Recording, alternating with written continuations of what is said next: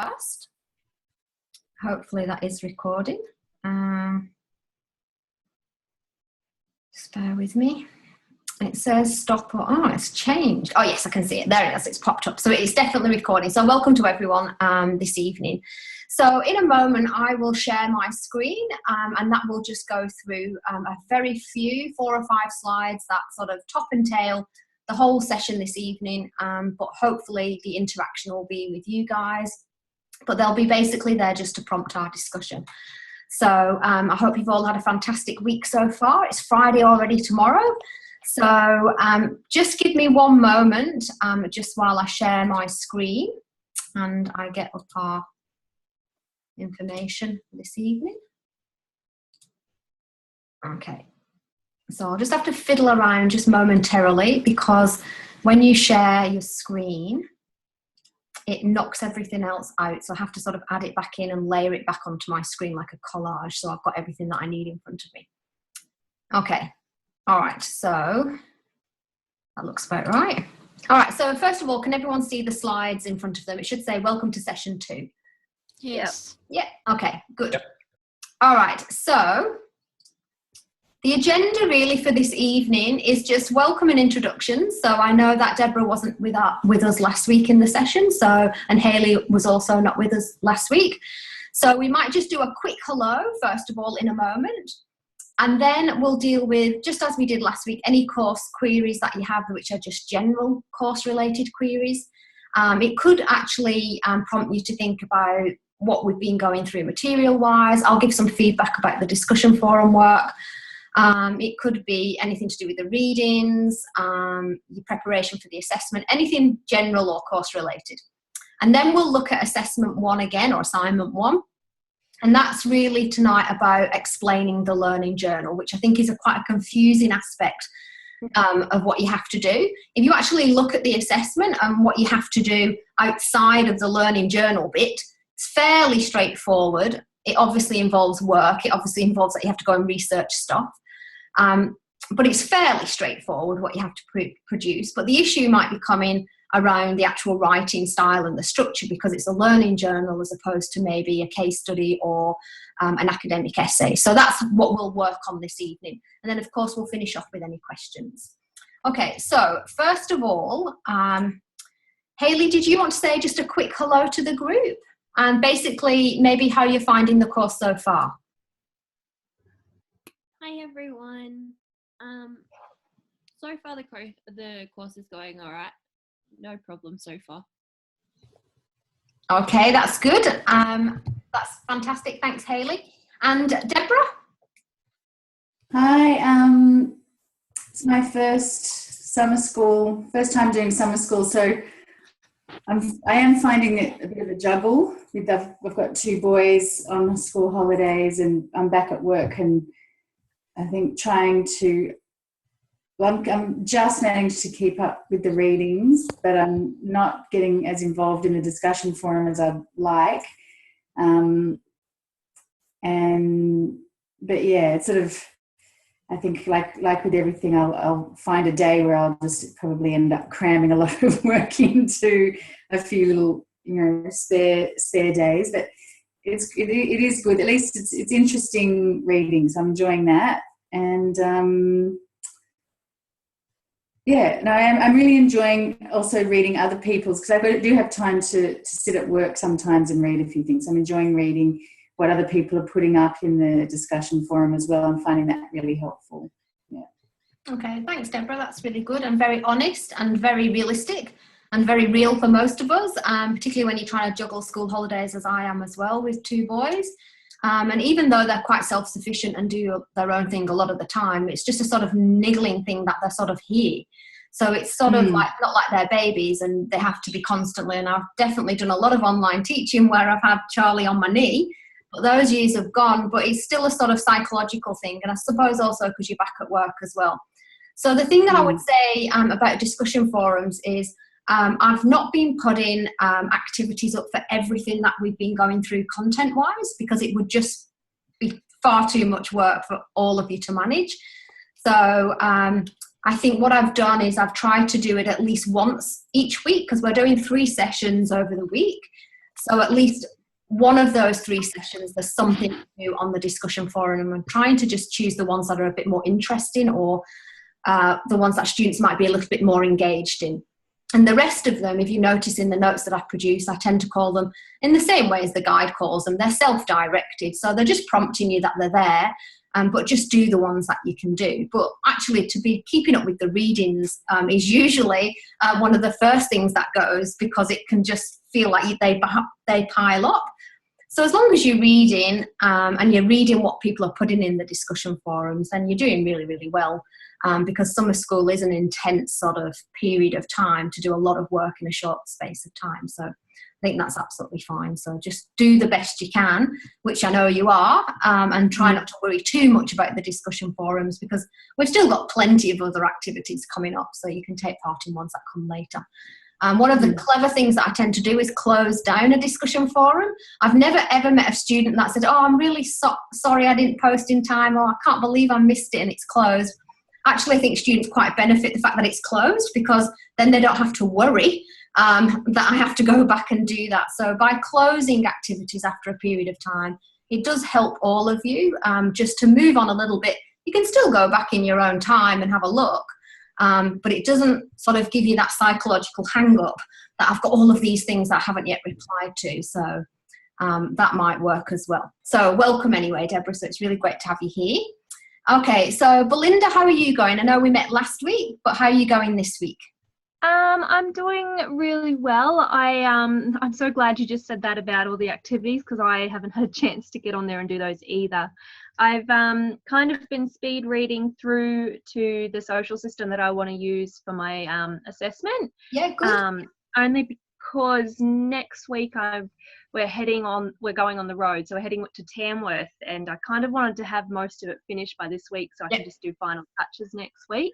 Okay. So yeah, there's been a lot of speed reading, and I'm struggling to get the assessment words on the paper, because I just don't know.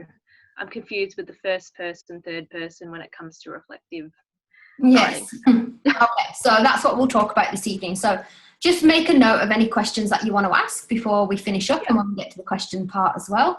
Anything that I've not addressed, that's for any of you, then make a note and we'll get to the question part, and then you can ask those. So welcome again, Belinda, and Tamworth's a really fantastic place. I really like it there, so enjoy. Okay, so Kevin, your wisdom tooth extraction is now in the past. How have you been going this week? Pretty good, I think. I'm feeling somewhat on top of it at the moment. So, I feel on top of it, but it doesn't actually mean that I've got it all yet. But I do feel reasonably okay about it, and I feel okay about the assignment and things like that. So, yeah, things are going pretty good, actually. Okay, that's excellent. Thanks, Kevin. That's brilliant. And Sandrine, how are you going this week? Well, I was getting on top of it. I even went to the city and borrowed a book. Yeah. That was handy for the assignment. And then last night, because I'm doing 2 units of summer school, and last night's Zoom for the other unit advanced the assignment basically by a week. So I've got to do it by Sunday. So I've just been doing that all day, and I've been a bit overwhelmed with, I had my whole plan organised, and now it's just thrown out the window. So that's okay. Well, I suppose you can look at that in the longer term, that one of those will be knocked off and out of the way. So but unfortunately that happened, but probably will be a good thing in the long run, I imagine. So that's fine. I hope so. Just soak up everything this evening. I'll give you as much help as I can, and then hopefully we'll all have a good idea about at least how to structure and style this sort of learning journal. So that's fantastic. So a good welcome from all of you. So don't forget to keep any questions and ask them as we either go through, or you can ask me at the end. Okay. So, I didn't click the slide. So I have asked you how you're all travelling with the course. The pace of work we've sort of mentioned. So Deborah had mentioned the juggle. Belinda's mentioned that she's going away, so she needs to get stuff finished. Kevin feels like he's going okay at the moment. who else have we had who've mentioned the pace of work? And so we've obviously had some with different deadlines posed on them. But generally, the feeling is that you're sort of coping reasonably well with the pace of work. I can't remember whether Hayley mentioned the pace of work, but just to acknowledge that it does seem like a lot, and not to be afraid that sometimes you might fall a little bit away from some of the activities. You can just pick them back up. How is everyone finding the readings for this unit? I know last week there was some discussion about the language and the terminology was quite complex. I'm starting to get my head around it a little bit better now. Yeah, I've kind of taken your idea on board where I just kind of swap out that word for something that I'm pretty sure it is, isn't it? Tends to be. Yeah. Yes, okay, that's good. That's good feedback. Thanks, Belinda. Anybody else? Any comments on the readings? Enjoyment, engagement, complex, too many, not enough? Too many, but interesting. Yeah.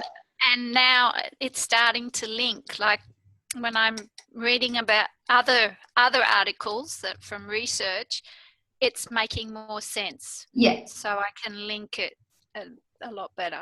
Yeah, that's good. That's good feedback. So thank you for that, Sandrine. And we've got some TED Talks in the materials, some good links to those. That might be helping a little bit as well. And any general comments or reflections on the activities that we've been going through. So as I said, I've tried to make them, space them out a little bit, make them a little bit more interesting. I've got some feedback to give you on the family one, which we've already got some great photos being put up there. And lots of interesting information about family, your family structures. So I thought that was a good one because it tends to be something we can all relate to. So how is everyone finding the activities generally? The one on sport was quite good as well. Oh, they're good. I'm enjoying them. Yeah. Okay, so what I'll do from tomorrow onwards is in some of those activities we need to start embedding some of the theory, so some of the sociological theory in there as well. So it will start connecting together from what you're reading, the actual readings, the activities that I set, and then obviously other bits of information I give you about some of those core sociological theories that sort of pin it all together. So hopefully for everybody that's also listening to this recording, you're managing quite well with those activities. Okay, so we've had some comments already from some of you about getting your heads around the assessment. So how to write a learning journal. So what is it all about in terms of this is not an essay, it's asking us to do something different. So you'll notice that this week that I added the PDF from the Learning Support Department, which is all about writing reflective pieces and learning journals. Has everybody managed to have a look at that document? Or at least can see that it's there when they need it? Yeah. Yeah, okay. So one of the third year modules that I also teach with ACAP is students who are sort of popping out at the end of their degree.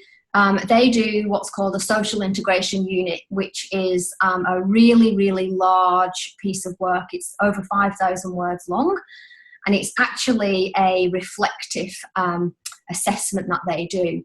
So coming into this unit for summer school, doing a learning journal is not too alien to me because a lot of the work that I do with ACAP tends to be with third years who do a lot of reflective work.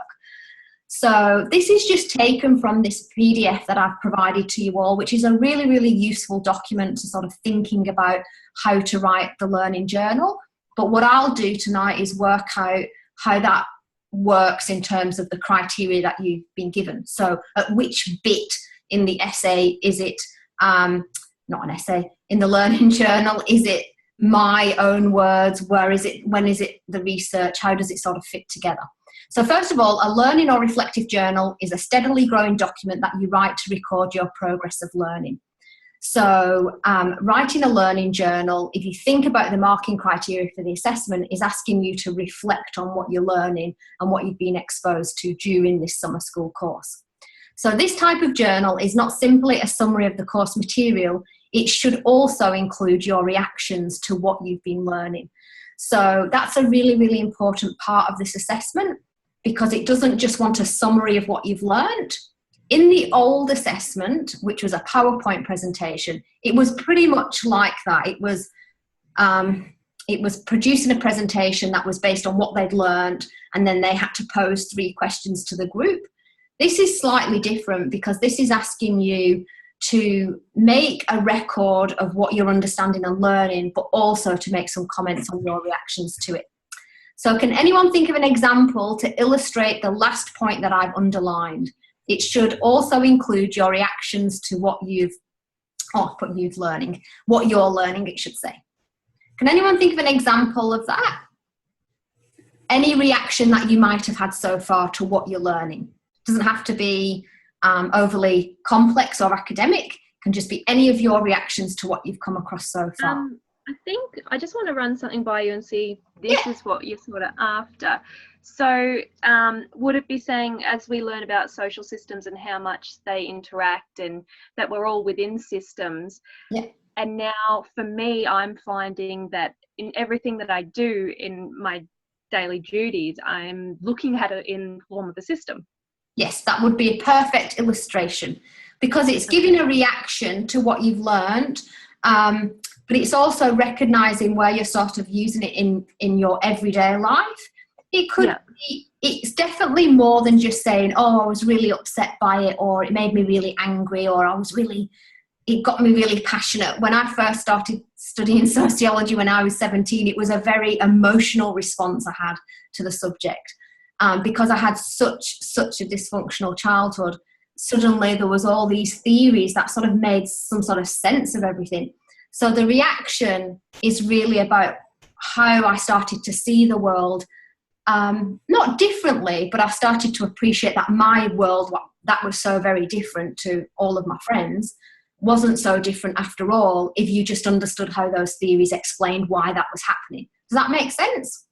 And you obviously wouldn't have to go into that much detail, but the reaction part to me is fundamental to being a sociologist or being sociological, because it is I have an emotional relationship with lots of stuff that I read. The readings that you've been given actually this week, I was getting all sort of worked up on one of the readings about youth and thinking it still gives me very much a particular reaction about how I'm reading that research and what it means to myself, but to other people in that situation, to wider social systems. So that would be a good example.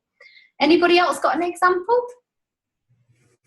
I was watching the documentary that you posted, Generation Like, and I've started my assignment. The system that I've chosen is media and ICT, and so I was watching that and reflecting on how, as a family, and then my kids are engaging with technology. And one of the things that I guess I have always thought about it in terms of cyber safety and all those things that we sort of all worry about. But one thing that really hit me in that documentary was the marketing tool that the corporations, the way that they use it to use the kids as part of their advertising.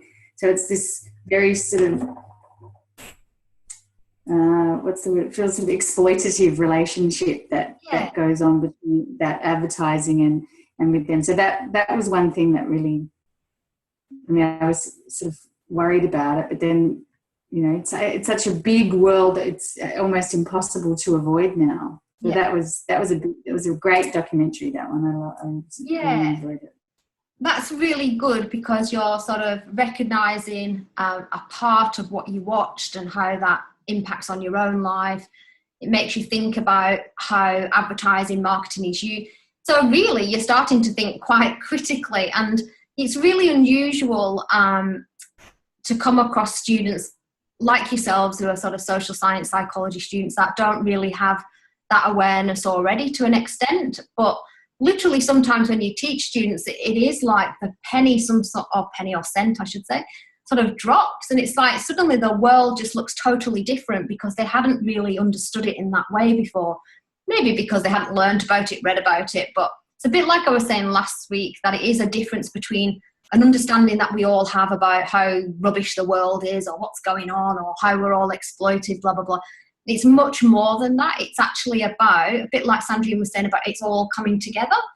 sociology to me is just like joining all these amazing dots. And it's quite scary how those dots add up and what they amount to when you can connect them together. And that actually, when you understand the theory a little bit more, you can apply functionalism to just about any topic you could possibly throw at me. The same with Marxism. So it's really good that you're picking out aspects and thinking about them, and it's making you react to them or be challenged by them. So that would definitely be what you'd need to put into your learning journal, not just a sort of summary. So think of my third years doing a summary of their whole degree they have to do. I don't want a summary of what they did in the first year, and then when I got to the second year I did this, and then I did that, then I did this. They actually have to provide a reaction. So later on, it's not really named a reaction, it's more of a critical appreciation or graduate attributes, but it's the same thing. It's what your reaction, what your emotional mental reaction has been to what you've come across. So some good examples there, and definitely on the right lines. And I would say for those higher marks, you don't want to hold back. You want to make sure that you really are explaining what those reactions are and what they've meant to you in terms of what you've read and what you've been exposed to. Okay, but I'll come back to that at the end. Okay, any other examples that you'd like to share, or do we all get the idea about making sure it's not just a written summary or bullet points? Claire, I get it, but one thing maybe I'd like to point out, and maybe on the opposite end of the spectrum, you say it's like an emotional reaction, but like for me, it's more of it enables you to actually look at it more objectively without actually being emotionally involved into it. So would that be appropriate to write as my quote unquote reaction? Definitely. And you'd want to make sure that you don't confuse my emotional reaction with my subject to not having that scientific objectivity. So the one thing that I mean by emotional reaction is that it's connected you, a bit like Deborah said, where you've made a connection, you've related to what you've read or you've watched. So, but you're absolutely right, Kevin. So ultimately what it does do is gives you this reaction that you then go and explore that objectively. You look at research, you try and find evidence for it. So remember those early sociologists who were all poo-pooed away as this is, you know, just common sense, this is not, it's too philosophical, blah, blah, blah. They had a very, very difficult time because they had to try and show that this study of society was a science. They were up against the sciences. So definitely bear in mind what Kevin has said. Think about reactions, emotional reactions, as not being subjective reactions, but a connection, a feeling, a sense of needing to explore and find out and research and discover more about what you're reading or writing about, if that makes sense. Does that make sense? Yeah, totally. Thanks. Okay. All right. So when it comes to this learning journal, the structure part is the one where I keep getting emails, and there's already been some questions in the question assessment box about how does this have to sort of look and how does it come together. So you need to organise your learning journal with a section for each week. Remember, this doesn't mean this is what you're going to submit necessarily as your assessment, but you're making some comments each week. One of the things that you could do is when I do my unit announcement or even the section materials that you have for each topic, you could always print them out. I know that can be a lot of paper though. Maybe even just my announcement. You could print that out, and then on the back of that, you could do an entry, which is when you've done all of the discussion forums, maybe you've watched videos, done your readings, you can make some notes and some comments on what you've gone through in that particular session. So if you need to include a summary of the journal, so this is the important bit for us, put this at the start of the assignment and give it the heading summary. So underneath that point that I've just raised there, the blue text that you can see in front of you is taken from our actual assessment that we have to do. A 400 to 500 word entry on what is a social system and its most significant characteristics. Include a reflection on how your understanding of the social system has changed since starting this unit, which is the 200 word section. So when it comes to doing this assessment, what this assessment is saying is, and I think Belinda, it may have been somebody else, but it could have been Belinda last week, said, so it's really in two parts. We've got to do this sort of summary excerpt of our learning journal, which we are writing every week. We're making notes every week. Then this blue part is saying, okay, so when it comes to the assessment, we need a 400 to 500 word entry taken from that journal that you've been keeping, which tells us about the social system and its most significant characteristics. Importantly, it wants you to include a reflection on how your understanding of that social system that you've chosen may or may not have changed since you started the unit. So that's going to come first, and then you're going to say, well, what's the rest of the assessment going to cover? So I'll do that in a minute. But to start with, does that make sense for the first part of this assessment? Can I just ask a question? Yeah. With that first part, yeah, it says a 200 word section. So is that 200 words on top of the 400 to 500 word? So does that make it a 600 or 700 word? Yes, it does. First part, okay. Yeah. So it's a good point, actually. So anyone listening to this recording, that's a really good question. So you've got 400 to 500 word entry, where you're talking about your social system, its characteristics, which we can talk about in a moment. And then you've also got this reflection, this 200 word reflection about your understanding of that social system and how it might have changed since you started the unit. So if you think about it, there's a significant amount of words being used in this sort of summary part or this learning journal part. Does that make sense? Yeah. Yeah. Okay, so you're including a reflection on top of this summary that you've got. Okay, is everybody clear on that? I just want to clarify a little bit for myself. Yeah. I'm sorry. So you've got the 400 to 500 word entry on what a social system is. Yeah. Then you've got the reflection on how my idea of a social system has changed since starting the unit. Yeah. Is the summary of the learning journal completely separate to that bit, like the blue bit? Okay, so no, it's a good point, Belinda, actually. I wish I could edit this slide actually in Zoom. So the blue part, which you're all looking at, the one part's highlighted and one part isn't. So the first part, the 400 to 500 word, that's going to be your summary part of your learning journal. And then you've also got this reflection. But what I would say is if you have a look at the assignment, depending on whether you're a student that does things very linear in style, and you don't have to, obviously it's got to be in the right order. We don't want to be reading a conclusion and then at the end reading an introduction. But if you think about it, if you look in the actual assessment guidelines, talks about this 400 to 500 word summary, and then it asks you a few other things that you need to do, which I'll talk to you about in a moment. Then it says this reflection part comes a bit lower down, and then you've got your references and stuff. Does that make sense? Yeah. So I'm not saying that this 400 to 500 words and the reflection has to sit on top of each other at the beginning, but we've got to make sure that we've got the summary of the social system at the beginning.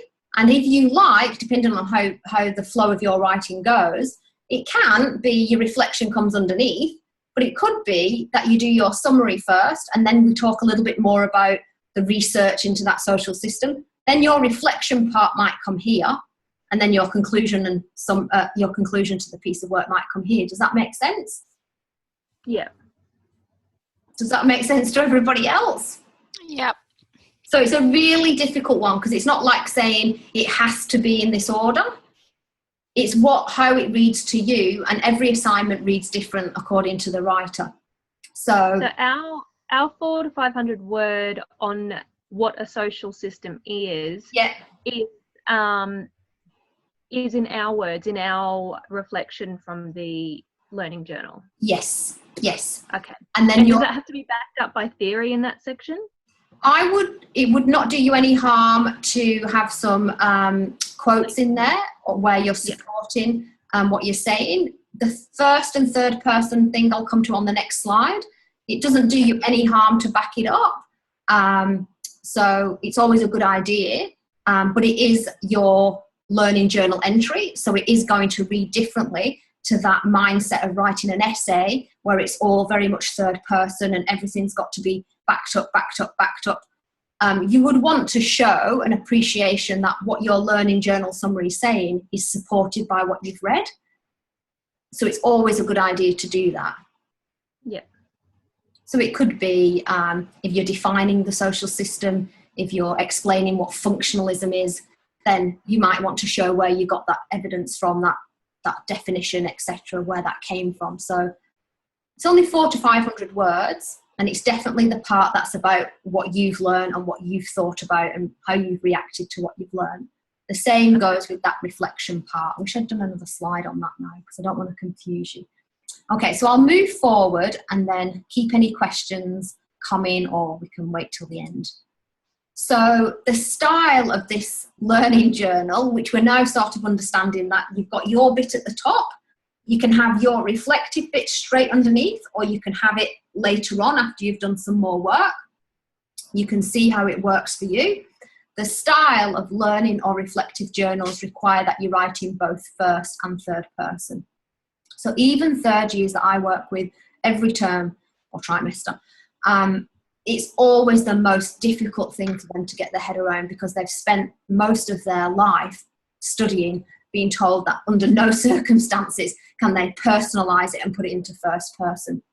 So use first person to provide your own reflections about what you are learning. So think about where that's going to go in your piece of work. Its personal impact upon you. So I mentioned mine. It was very emotional, and but also Kevin jumped in and said, it made him think about, where he had to go and look at research and find things out and support what he was understanding, and how you would apply theories, concepts and skills being considered in the unit. So a bit like we had a couple of you saying how it made you think about the impact on your children with media and ICT, the way that you started to look differently at your everyday life or the world around you. So that's that part there. And we would use third person, so people's names, he, she, they, when discussing the theories or research of authors you discuss in your journal. Okay, so that could be part of the references that you use within your own part where you're reflecting on what you've learned, but it's also going to form parts of the other criteria for this assessment where you've got to do some other research about that social system. So can anybody give me an example of where you would use, what you would say in the first person, in the first part of this assessment? Just a sentence to show that it's been written in the first person. Something like, I've come to understand within the first few weeks. Excellent, perfect. Thanks, Belinda. And what would be an example of a third person of something that you're going to add into this assessment? This can be proven through the theory by such and such, or yes. Linking it to a theory? Yeah, definitely. Yeah. This is supported by the work of who stated that or who researched. Yeah, so you're just removing yourself from that, and you're using the author's name, the research, to argue whatever point that you're trying to make, or not necessarily argue the point, to state the point that you're trying to raise. Does that make sense in terms of the style? Yeah. Okay. Any questions at this point? No? That's good. Maybe that's bad. I don't know. Okay, so I need to move this out of the way because I can't actually see. Okay, just come back. Just let me get rid of that for a moment. Move over there. Okay, so this is actually also taken from that PDF. So it's not anything that I produced necessarily, but it's a really good piece of information that we've got, or document I should say, that we've got, because it comes from ACAP and it comes from Learning Support, and it's not written with my assessment in mind, but there are only a few units that are quite reflective, so I know that it's been written with this unit in mind and the other unit I teach in mind, so it's a really good framework. So take a look at this briefly here, but also have a look at it in that PDF document that I've provided in the unit announcements. So it's got an example there of week 1, week 2, week 3, It's got some ideas about what happened, what you learned, what research did you do, how did you feel, was it good, was it bad, what could have been done better. Maybe you wouldn't talk necessarily about that, although you could in your general learning journal. How will you apply this going forward, I think is a really, really important thing that you could acknowledge in this learning journal, and definitely want to talk about that in your assignment. So did you notice some weeks were easier to learn? Did you combine your understanding of the earlier weeks? Did you find the skills hard? That's more your general reflective journal stuff. It might not necessarily be content that you choose to share in this assessment. But remember, a learning journal is you making a series of notes each week or in each session that we go through to help you provide that summary that we need to do at the start of this piece of work. So the summary, this may have the same structure as your journal entries. For the summary, you are looking at what you've learned across the term or across those topics that we will have explored right up until the submission time. And that summary, that 400 to 500 words, is going to be based on you choosing, and fitting all the notes that you've made around that criteria of what it's asking you to do within those words. Any questions on that point, or on that slide, or whatever it is? Anything that I'm saying, basically. Does that all make sense at the moment? Yeah. Okay, so I'll just move, so take, oops. Not doing very well here, am I? Just dropped the mouse. Okay, so this is just what we had last week. So it's nothing new here, it's just reminding us. So bear in mind what I've just said about how to put this learning journal together. So we're all pretty much going well at selecting and briefly researching one of the social systems explored in the unit. So last week we used family as a good example. Deborah's mentioned media and ICT. I've had some other inquiries and questions around use of media or ICT, or do they have to be both? You can definitely focus in on one of those if you thought they were too big to do both. So we've all sort of made some headway around choosing that social system. We're going to comment on the interactions between that social system and other social systems in society as part of this piece of work. And you're going to include an exploration of a recent social issue or event in Australian society. So going back to what I've just said, the learning journal part, that 400 to 500 words, is coming from your reflections based on what you've gone through. You've then got that 200-word reflection, which you can have with that summary, or you can separate it out. In the middle part, so after those two things have been done, or you put those where you want them to go, either together or separate, there's going to be a space here in the middle that's got to be filled, and that space has got to be filled with a certain amount of words that we've got left, and it's got to fit that criteria for this assessment. We've got to get everything else, what it's asking us to do, within this part here. Okay, so that's the overview of what we're going to do overall. So here we have our 400 to 500 word entry, which we've explained how we're going to structure that. We're going to provide it as this summary, predominantly in the first person. It's going to go at the beginning. We're then going to identify one selected social system, including its goal and function. Has its function changed over time? So would you be writing that in the first person or the third person, or both? I would say third. So who said third? Was it first or third? I said third. Third, yeah. And who said third? I said both. Both? Yeah. Belinda, was it Belinda that said, or Hayley that said? I said third, Belinda. Okay. Yeah, all right. I think third as well. Okay, so predominantly you'd be writing in the third person, but why would you predominantly be writing in the third person? Because you're not really talking about your response to it. You're sort of being more factual, giving definitions and bringing in maybe some theory and maybe history around how it's developed. Yeah, so you'd predominantly be looking at third person, unless this one selected social system is included in your 400 to 500 word, on the social system and its most significant characteristics. Okay, so in that sense, you might make a comment about when you became exposed to this social system, or when you learned about it, or what you learned about it. But I would say predominantly this is where you'd be looking at your wider reading, and you'd be looking at more research and authors to support your learning journal about what you think you've understood or feel you've understood about that social system. Does that make sense? Yep. Okay, so if we get to the next point, which says, as I mentioned last week, a recent social issue or event that illustrates how the selected social system exerts influence on individuals, groups, or other social systems. So Deborah gave us a little bit of feedback on what she'd been watching, and she felt like where that was connecting up to her own life when she thought about her children and a particular generation that we're growing up in. So would we be writing, it says, reflect on why that social event interests you. Identify at least one sociological theory that might be relevant to your event and social system. First person, third person, or both? Both, Yeah, I think. it could be both, because you've got the word reflect in there. So reflect on why that social event interests you.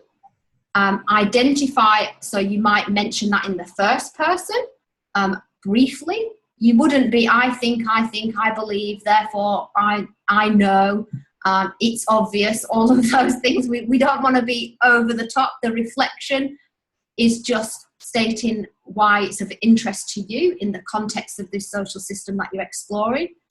And then when you identify that one sociological theory, I think this theory is stating correct or incorrect.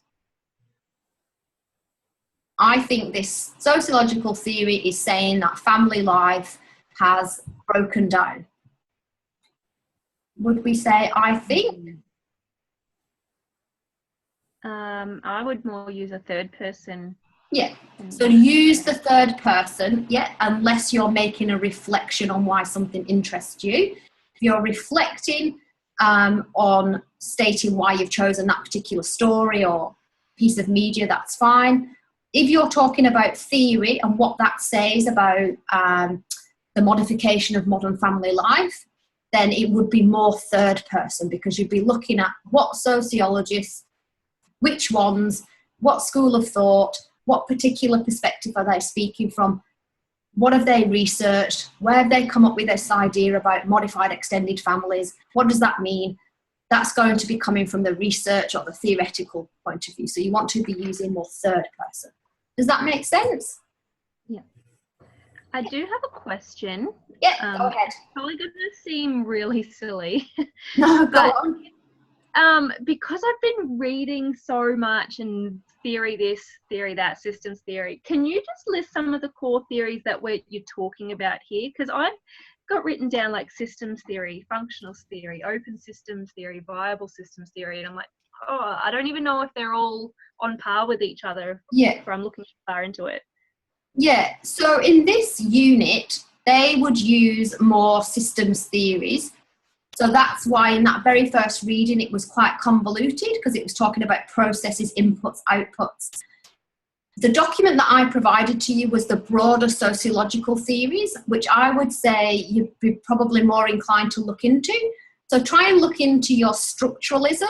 Now, within structuralism, you've got functionalism, but you've also got Marxism, you've also got feminism, you've also got postmodernism. So that's within structural theory. You've also got post-structural theories, which can include postmodernism, post-feminism, post-Marxism. So that's different as well. If you're looking at systems theories, Belinda, and you just mentioned some of those within that, then I would look at systems theory as one rather than systems theory and then explore all the little ones inside, because you'll just get totally lost. Unless something is glaringly obvious within that really relates, I would try to think about this a little bit more broadly, sociologically. But don't forget that this unit is about systems theory. So we do need to understand what they're talking about, what that systems theory is about.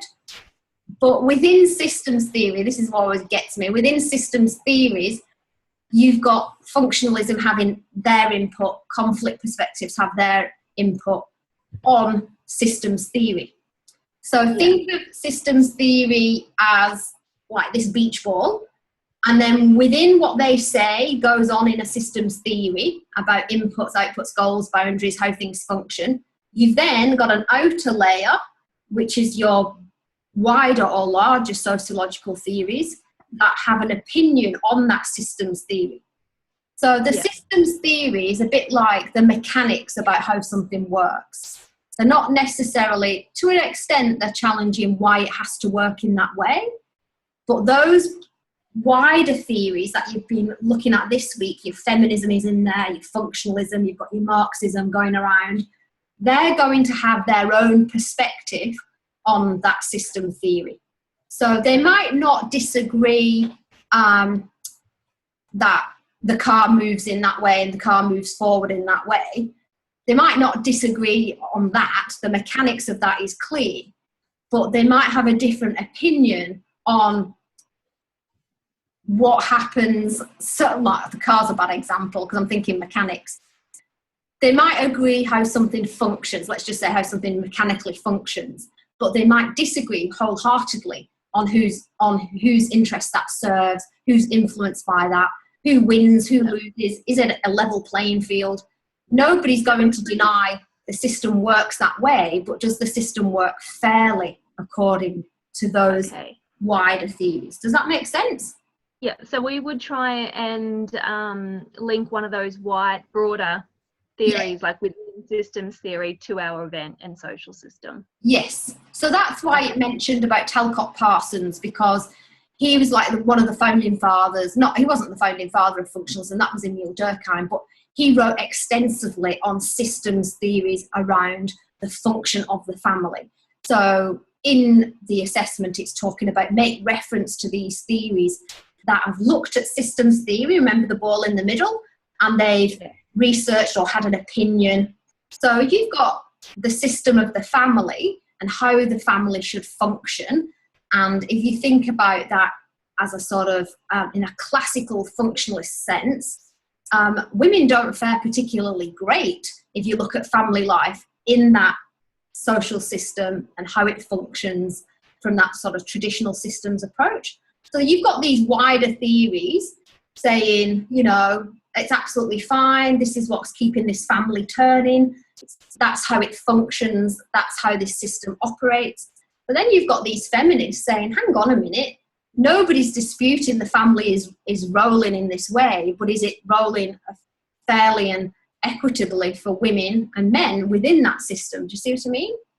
Yeah. So probably for you guys, just understanding why systems have to be the way they are, why we sociologically talk about boundaries and goals and functions, and why we're obsessed that society works according to these social systems that are preset. The further you get into your sort of sociological sort of teaching, the more you start to really unpick that and start thinking, hang on a minute, I'm really challenged by that, because I wouldn't want my children to grow up in a society that's totally lawless and there isn't boundaries and they don't understand sanctions and there's no moral codes. The whole systems theory is based on it has to be like this in order to keep it just moving the way it needs to move. So what sociologists do is come and offer us this different perspective, this different insight that we might never have even considered. So I've probably waffled on far too long there, but just to give you the illustration that for this unit, ACAP want you to understand that systems theories pretty much dictate pretty much everything that we do in a society.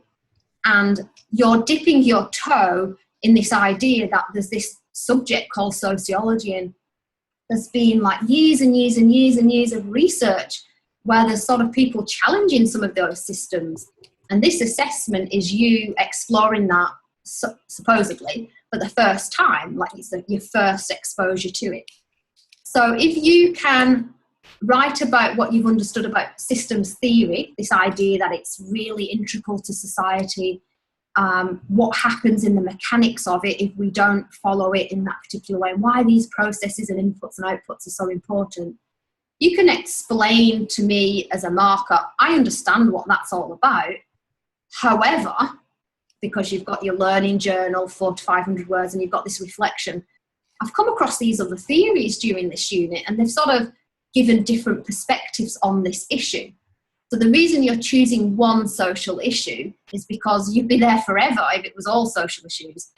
So you're saying to the marker, so I sort of looked at family as a social system, and I understood what social systems are, and I understand systems theory, and I actually have got a good definition of modern family, and I understand all of that. And your piece of work is saying, but, you know, I also learned that there's these other perspectives on the family, and people have challenged whether that's a good thing for family life or not. So that's where that wider reading would come in. So I would say systems theory, what you're learning on this unit, that those early few sessions, what is systems theory?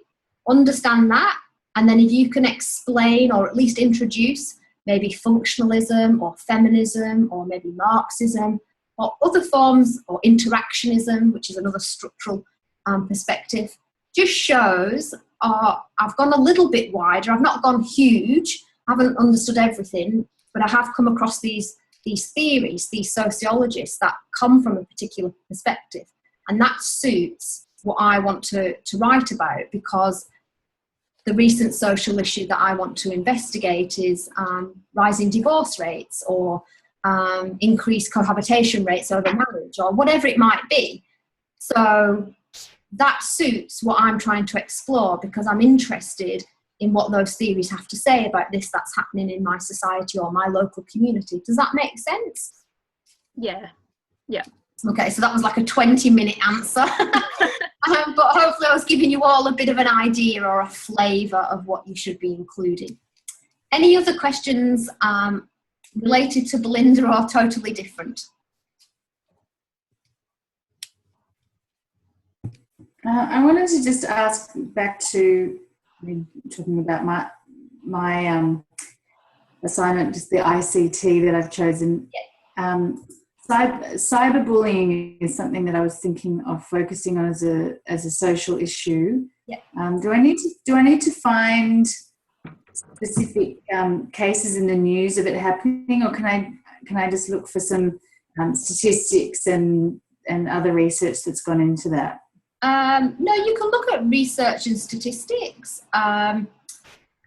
I mean, it does say a recent social issue or event. Well, the gathering of statistical data, an awareness in the media, awareness in us of what's being produced on that topic, I think is okay as a sort of an event, or it's recent. I think what it's saying is just to be identify that it's relevant to Australian society. So that would work really well, Deb, because you just say, you know, there's growing statistical research provided or produced by, and that would show it's recent and it's contemporary. And then you would look at how that influences individuals, groups, etc. Now remember, it says to identify at least one sociological theory that might be relevant. So I know I just gave the longest example ever, and you don't have to introduce functionalism and feminism and all these different ones and all these different types of systems theory. If you can have an understanding of one that might be relevant, then that's what the assignment's asking for. If you can provide more than one, that's even better. So try not to worry too much, because there's a lot of theories out there. Just try to keep it completely relatable to your social system and the example that you want to choose. That's a contemporary example. And you can always run it by me anyway. You can always say, oh, look, I'm doing family and I found this recent issue in Australia. I'm looking at these statistics. Would this theory match? Would this be an appropriate theory to look at? Does that make sense? Yeah. Okay. Any other questions on that part? I'm sort of aware of time, so. Okay.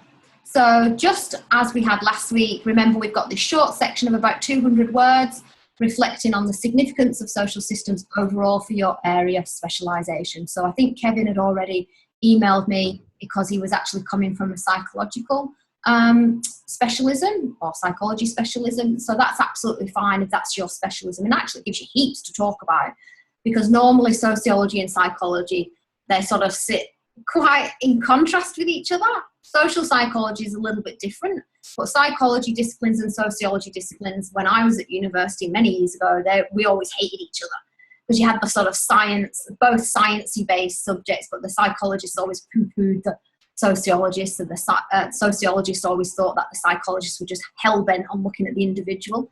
So that reflection is quite interesting if you have got psychology as your major specialism, because I think it's really, really important to have that balance of understanding that if you're wanting to work with individuals, we have to understand them, where they come from, how they come through the door from a social context.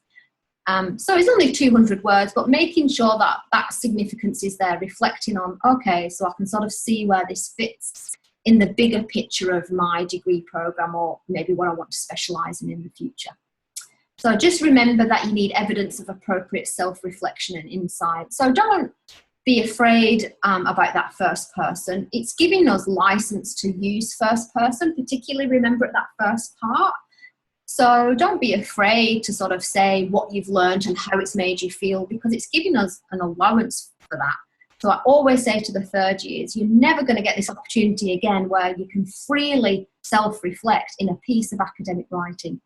And just remember that when you're doing the other parts of the marking criteria, where you're linking it to sociological theory, where you're talking about a recent issue, maybe in the media or in your community, we want to try and use third person, because we want to show that we understand what the research is saying, that we acknowledge the authors, and that's going to be our middle part. We've also got our reflection part in there as well. So it just says make reference to relevant theory and academic literature, and it says it needs to be a minimum of 6 references, which can include obviously readings, journals. It doesn't have to be 6 textbooks. It could be stuff that you've retrieved from the internet, from reputable sources, obviously. And obviously, as always, you always provide a reference list in your work. So a minimum of 6 references isn't too bad, I don't think. I'm sure that you'll manage to get at least 6. Any questions on that part? I have a question. I don't know if it's on the same part that you're talking about. When you said do the summary at the start and use a heading that says summary, are we using headings throughout the whole assignment, or just that section? No, you can use headings. Oh, you've just reminded me. You can use a heading in any reflective or learning journal-based piece of work. So you can also use headings in report writing, but that's slightly different because it has to follow a particular structure. So in reflective essays and learning journals, you are able to use a series of subheadings if that helps you. Sometimes students jump for joy and say, oh, thank God, I can use subheadings. That just makes my life so much easier because I can do it section by section. Other times students get really in a knot because they don't know what to put as the section. They don't know what the section's supposed to be. They just prefer to write. So it's basically, you're not going to lose any marks or get told off or whatever an educator might do to you, probably lose marks more than anything, if you use headings, because in journals, learning journals and reflective pieces of work, we're allowed to use them. So feel free to use them if you want to. And obviously, if you're listening to this recording, just make a decision about whether that suits your purpose. Any other questions? Yeah, Claire, just one. It was one that I emailed to you, and it actually might be helpful for others as well. Okay. When you're thinking about the 400 or 500 introduction of basically generally of a social system, and it says explain the characteristics. What sort of characteristics are you looking for? Because there's so many characteristics. Yeah, okay. So characteristics of a social system. So if we use the family as a good example, so a characteristic of the family would be depending, and this is where that whole historical thing could come in, characteristics of a modern Australian family might be that you have 2 adults or 1 adult. Of a modern family characteristic. The characteristic of a modern family, could it be 1 adult, 2 adults, more than 2 adults? It can be male, female, it can be same sex, it can be female, it can be male. So the characteristics of a family could be how it's made up. It could also include any statistics or data about what the common forms of family might be. So characteristic might be are modern Australian families, do they tend to be nuclear? Are they nuclear extended families? Are they modified? Are they blended families? Are they predominantly made up of same-sex families? Intergenerational families that live together? So that would be a characteristic.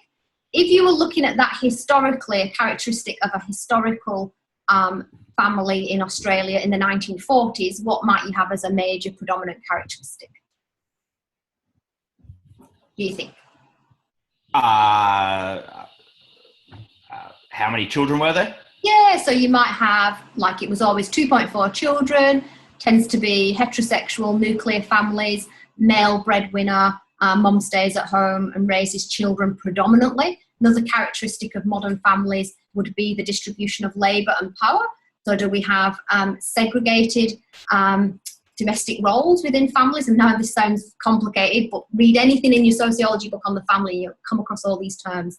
Characteristic might be whether it's segregated labour within a family, so one parent in a modern family, or the parent takes on all of the care of children, if their children are dependents, and works and does housework.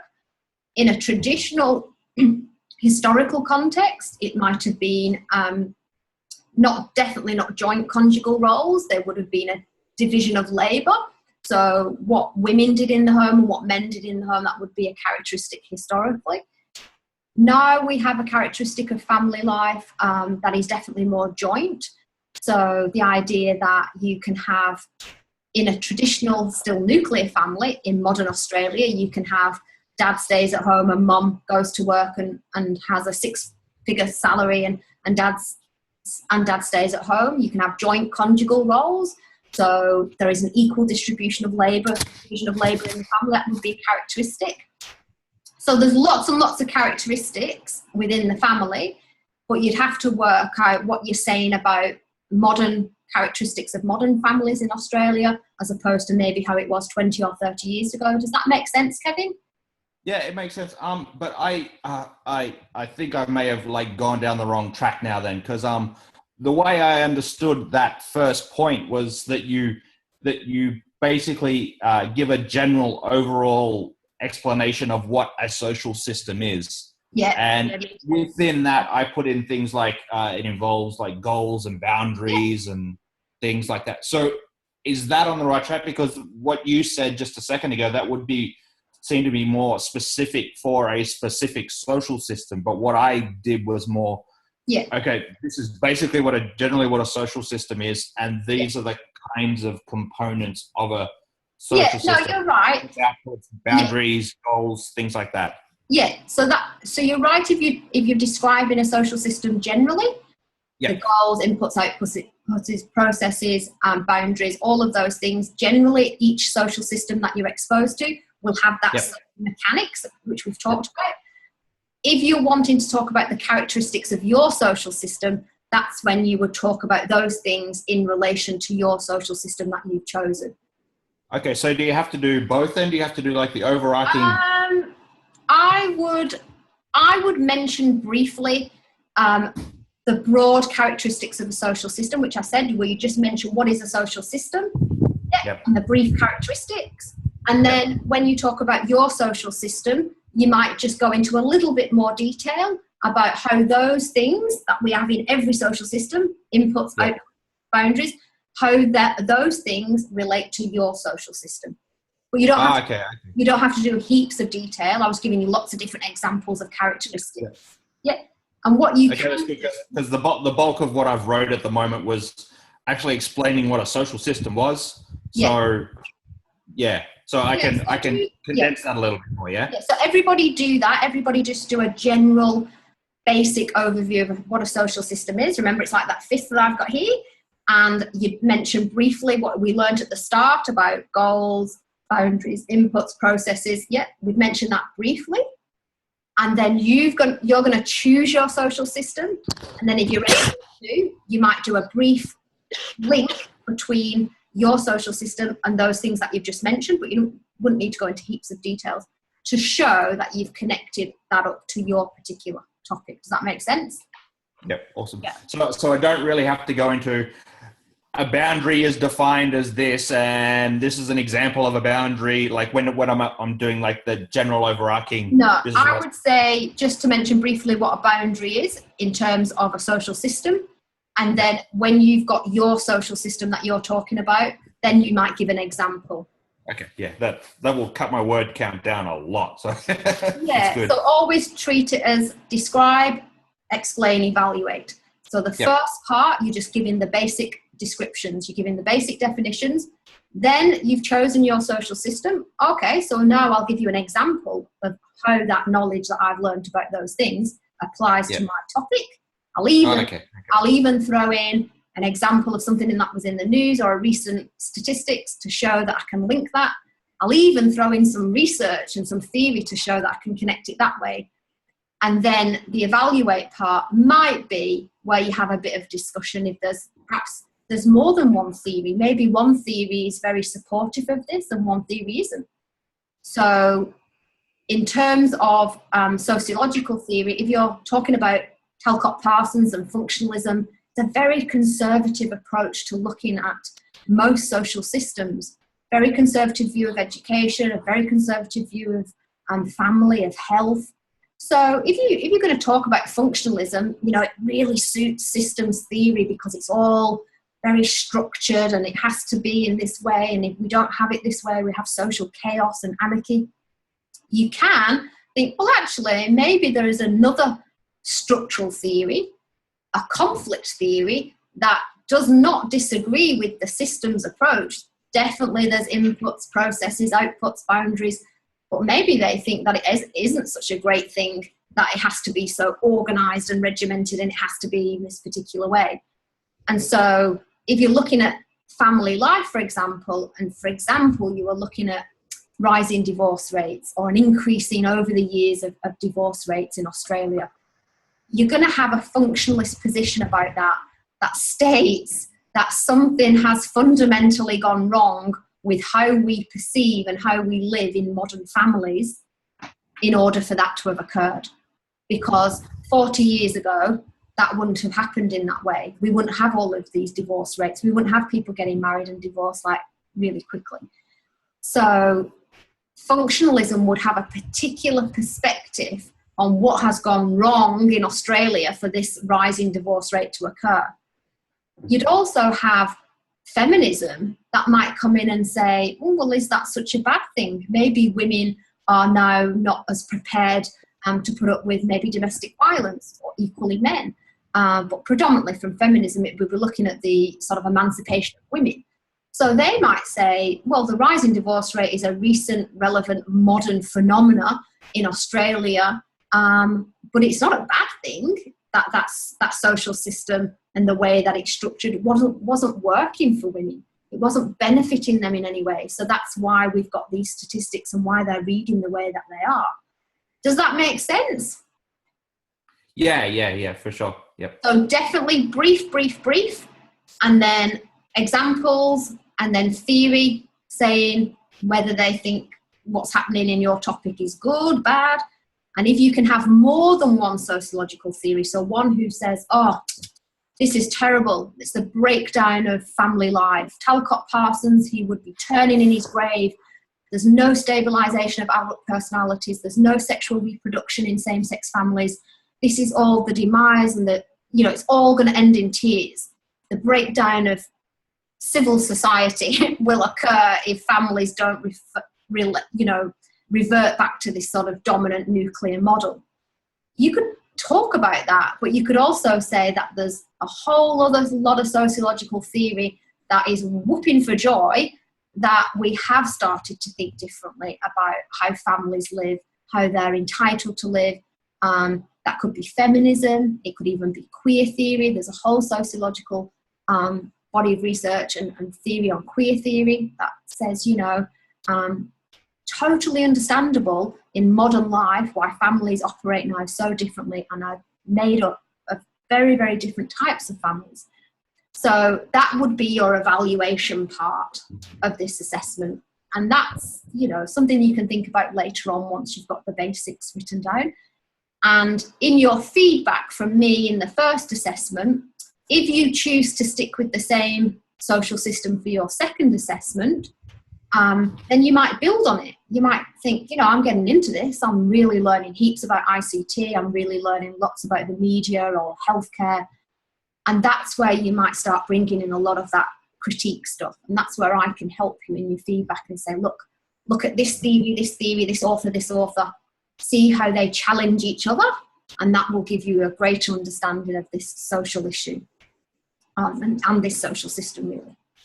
Does that make sense to everyone before we finish off? Yep, for sure.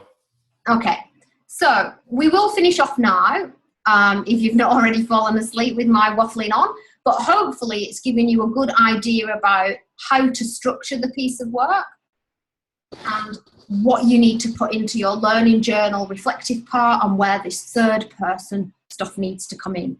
I would start gathering your information on your social system that you've chosen and start making a note of the readings that you've done, the theories that have been mentioned in the materials or I've mentioned. Try to come up with a little list of things that you would like to include sociologically. It says that you need at least one sociological theory. I'm sure we can all find more than one theory that would apply to your topic. So have a dig around. Remember, theories don't have to be these big sociological theories. They can be researchers. They can be pieces of research that have been undertaken on your social issue. That's relevant. That's objective fact-finding, that we're looking for to support your argument. So have a look, and then you can always run any of those things through me, by me, before you start submitting these assessments. But we'll definitely do more work on this before we get to that point. So I hope that's been useful in some way. I will put some more notes together on the forum and in our unit announcements just to keep helping you with all the guidance. And I think Belinda's point about feeling overwhelmed with what theories to include and who to look at, maybe I could come up with a bit of a list or some pointers into the right direction for you. So, I would love that. So you've got an idea of where to look and where not to bother. So just the basics. These are the sorts of theories and these are the sections and these are the readings. Focusing on these areas and this will give you enough for that first assessment. So I'll get on with that tomorrow. For now, I will stop the recording. If I can find it. Just have to go back over here. Okay. I'm just going to stop the recording.